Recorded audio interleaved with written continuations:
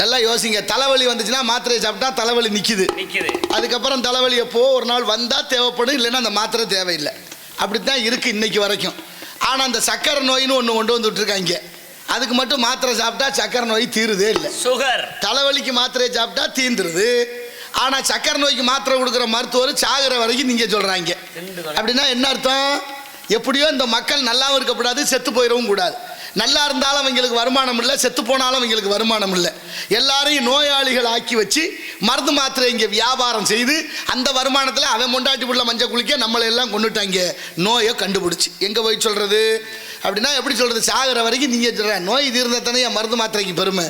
மருத்துவமனையும் கூடுது, மருந்தகங்களும் கூடுது. ஆனாலும் அதை பற்றி வாடிய பயிரை கண்ட போதெல்லாம் வாடினேன் இறைவா என்று வள்ளலார் பிறந்த பூமி பயிர் வாடினால் கூட உயிர் வாடியதாக கருத மகான். கடலூர் மாவட்டம் மருதூரிலே அப்பேற்பட்ட அருட்பெருஞ்சோதி அருட்பெருஞ்சோதி தனிப்பெருங்கருணை அருட்பெருஞ்சோதி என்று பாடுகிறார். கடைசியில் கடை விரித்தேன் கொல்வார் இல்லைன்னு அறைக்குள்ள போனார். ஜோதியில் ஜோதியில் ஜோதியானார்னு பாடப்படுது. அது மட்டுமா? தலையில் அன்று எழுதலா பிரம்மன் எழுதா குறைக்கு அழுது நான் என்ன பண்ணுவேன்னு வருத்தப்படுறார். எழுதா குறைக்கு அழுது என்ன செய்வேன் அப்படின்னா விதியையும் வெல்லக்கூடிய சக்தி இந்த கடவுளுக்கு உண்டு. அந்த கடவுள் முருகப்பெருமானுக்கு உண்டு. வேள்விமலை சாரல் வந்த வினையும் வருகின்ற வல்வினையும் கந்தன் என்று சொல்ல கலங்குமே செந்தில் நகர் சேவகா என்று திருநீர் அணிபவர்க்கு மேவ வாராதே வினை என்றார் அருணகிரிநாதர். அப்பேற்பட்ட முருகப்பெருமான் அருணகிரியாருடைய விதியை மாற்றி அமைத்து இறக்க வேண்டியவரை பிழைக்க செய்து திருப்புகழ் பாட வைத்தார். 16,000 திருப்புகழ் நமக்கு கிடைத்திருக்கு. அதில் 16,000 எல்லாம் போச்சு. 1314 மட்டுமே நம்ம நாட்டில் இப்பொழுது இருக்கிறது. இப்படி மகத்துவமாக இந்த கதைகள் எல்லாம் நம்ம நாட்டில் இருக்கு. நீங்க எல்லாம் சாப்பிட்டீங்களா தம்பியெல்லாம்? என்ன சாப்பிட்டியா? பரோட்டா, மைதா மாவு, ஆமாம். அப்புறம் முட்டை சாப்பிட்டீங்களா? ஆமாம், முட்டை அவசியம் சாப்பிட்டு. ஆம்லேட், ஆப்பாயில் கலக்கி என்னென்ன பேர் இருக்கு பாருங்க. நாட்டுக்கோழி நாட்டு சேவல் இருக்கு. ஆமா, நாட்டுக்கோழியும் சேவலும் ஒன்று சேர்ந்து இணை சேர்ந்து முட்டை இடுவது இயல்பு, அது இயற்கை. அந்த நாட்டுக்கோழி முட்டையை அடை வச்சோம்னா அவயத்தில் வச்சா 22 நாள்ல கோழி குஞ்சு பொரிக்கும். அது 10 முட்டை 20 முட்டைன்னு தாய்மார்கள் அடை வைப்பாங்க. அப்படி இருந்து 1-2 முட்டை பொரிக்காம போயிருமே. பொரிக்காத முட்டைக்கு பேரு கூமுட்டை. தமிழ்நாட்டுக்கு முட்டை எங்க இருந்து கிடைக்குது? நாமக்கல் முட்டை மாநகர நாமக்கல்ல இருந்து கோழி முட்டை வருது. அப்ப கோழி முட்டை தானே அதுவும். அந்த கோழி முட்டையை அடை வச்சா பொரிக்குமா? பொரிக்காத முட்டைக்கு பேரு கூமுட்டை. அப்ப அந்த முட்டையை சாப்பிடுற எல்லாரும் நாங்க எல்லாம் கூமுட்டை.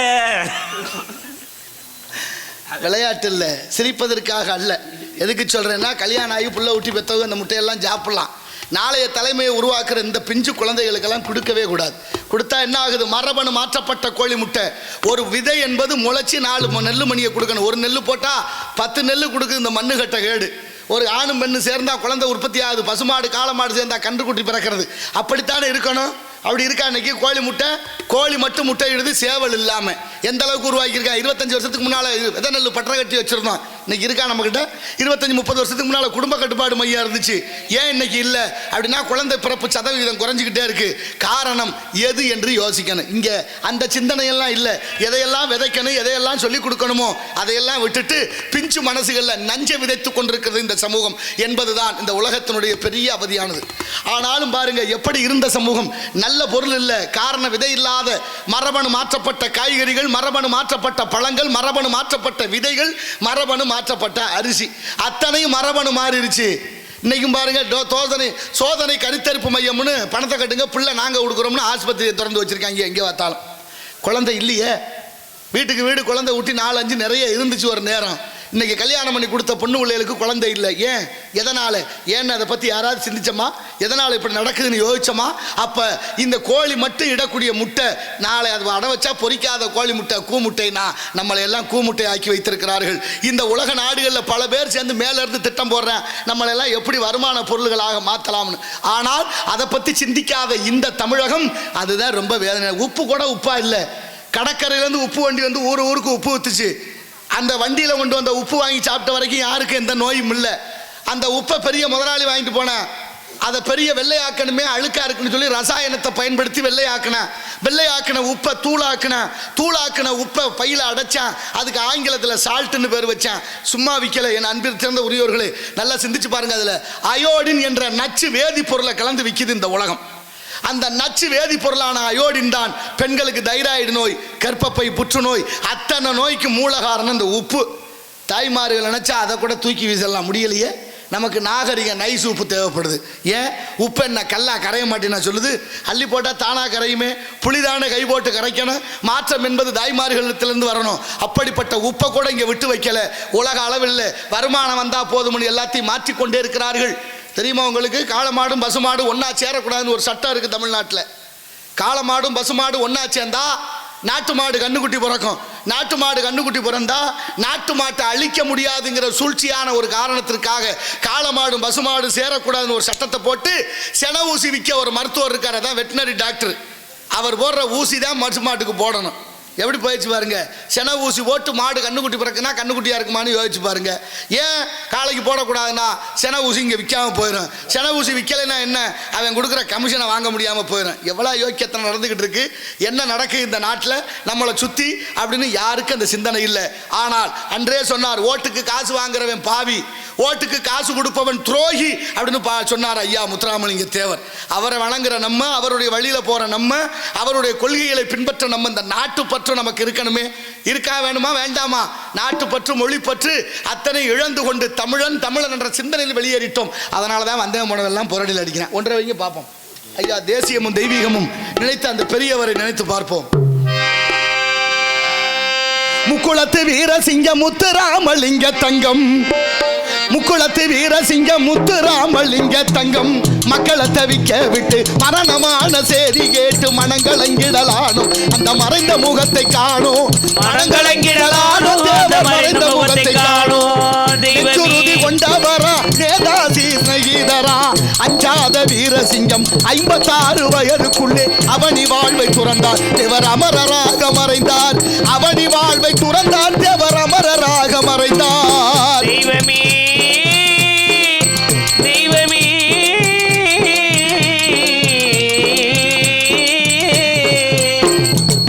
பெருமை உள்ள உக்கிரபாண்டி தேவர் பெற்ற உத்தமரா இறந்திட்ட செய்தி கேட்டு இந்தியாவில் உள்ள மக்கள் இதயம் துடிக்கலாச்சு. நாடு இருளடைஞ்சுமே போச்சு. ஐயா இதயம் துடிக்கலாச்சு. நாடு இருளடைஞ்சுமே போச்சு. அன்று ஒரு காலத்திலே ஆகஸ்ட் போராட்டத்திலே ஒன்றுபட்ட வெள்ளையனை ஒழித்திடவே வேணும் என்று ஆர்வத்தோடு குதித்தார். அந்த ஆங்கிலேயரை எதிர்த்தார். ஆர்வத்தோடு குதித்தார். தேவர் ஆங்கிலேயரை எதிர்த்தார்.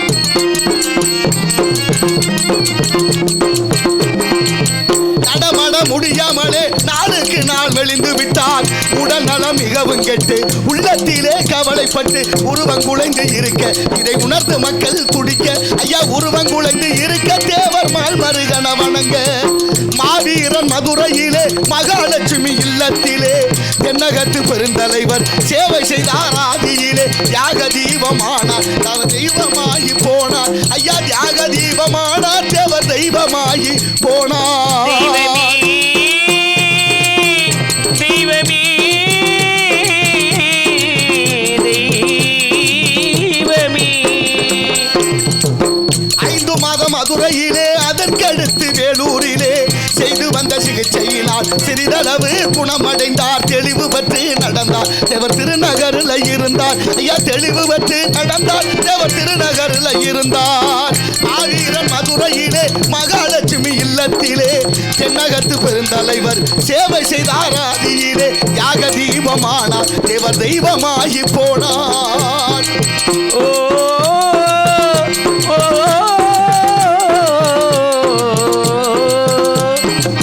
திருநகர் பங்களாவில் தேவர் மகான் இருக்கையிலே மறுபடி மேனி எல்லாம் மங்கியதோ திரேகம் எல்லாம் உருவங்குலைந்து இருக்க இதை உணர்த்து மக்கள் துடிக்க ஐயா உருவங்குலைந்து இருக்க தேவர் மால் மருகன வணங்க. பொழுது விடிந்ததம்மா புதன்கிழமை ஆனதம்மா. பொழுது விடிந்ததம்மா புதன்கிழமை ஆனதம்மா. செவ்வாய்க்கிழமை அன்று சேவர் கூவு 5 மணிக்கு தேவர் உயிரும் ஒடுங்க இந்த தேசம் எல்லாம் நடுங்க. ஐயா தேவர் உயிரும் ஒடுங்க இந்த தேசம் எல்லாம் நடுங்க.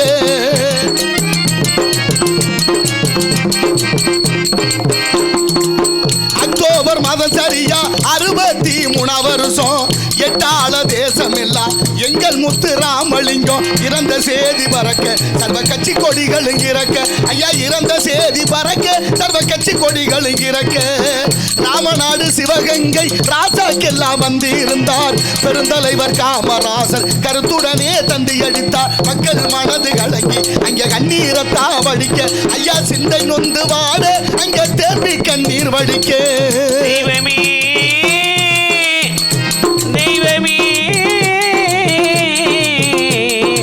தெய்வமே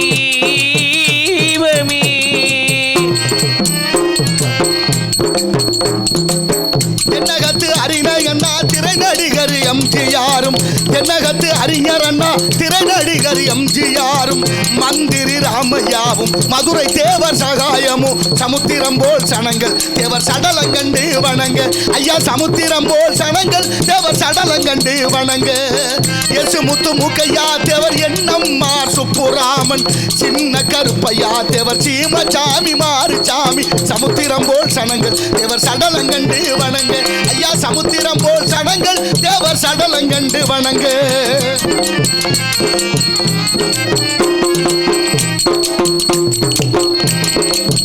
எஸ்எஸ்ஆர் அன்பழகன் என்பி நடராசன் அல்லா எஸ்எஸ்ஆர் அன்பழகன் என்பி நடராசன் அல்லா சந்தான ராமமூர்த்தி தங்கமணியும் வந்து இருந்தார் சமுத்திரம் போல் சனங்கள் ஐயா சடலங்கண்டு வணங்க ஐயா சமுத்திரம் போல் சனங்கள் தேவர் சடலங்கண்டு வணங்க கண்ணகி சத்தியமோகன் காரைக்குடி கணேசனும் கருணாநிதி கூட அங்கே கண்ணீரத்தா வடிக்க ஐயா காக்கா குருவி கூட அங்கே கண்கலங்கி மேவாட நல்லவர நம்ம முத்து ராமலிங்க தேவருக்கு மல்லிகை முல்லை ரோசா மலர்களான மாலை கட்டி அழகு சப்பர தேரு அங்கே அலங்கரித்து விட்டாரு ஐயா அழகு சப்பர தேரு அங்கே அலங்கரித்து விட்டாரு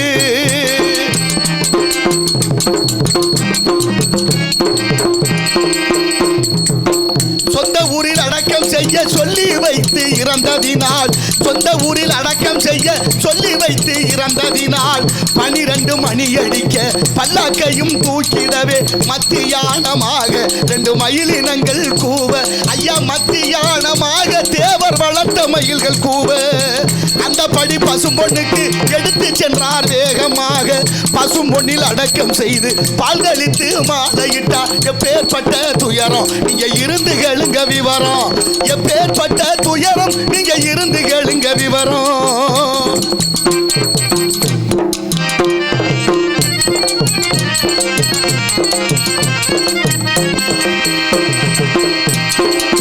காருவண்டி ரயில்களிலே பிளஸரிலே மோட்டாரிலே ஆர்வமுடன் தலையை மொட்டை அடித்து கொண்டு பசும்பொண்ணுக்கு ஆயிரக்கணக்கான மக்கள் அழுது கொண்டுமே போக ஐயா ஆயிரக்கணக்கான மக்கள் அழுது கொண்டுமே போக தென்னகத்து பெருந்தலைவர் தேவர் முத்து ராமலிங்கம் தெய்வலோகம் கிளம்ப மக்கள் தேம்பி அழுது புலம்ப தெய்வலோகம் கிளம்ப மக்கள் தேம்பி அழுது புலம்ப பாவலரம் பச்சையப்பன் பாடிவிட்டார் கவி தொடுத்து பாவலரம் பச்சையப்பன் பாடிவிட்டார் கவி தொடுத்து தேவர் உடலும் மறைவு இந்த தென்னாட்டுக்கு ஒரு குறைவு தேவர் உடலும் மறைவு நம்ம தென்னாட்டுக்கு ஒரு குறைவு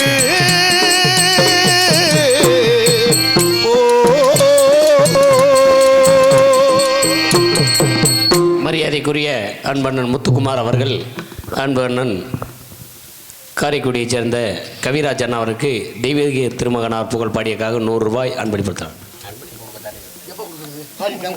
பாட்டு நல்லா இருக்கு.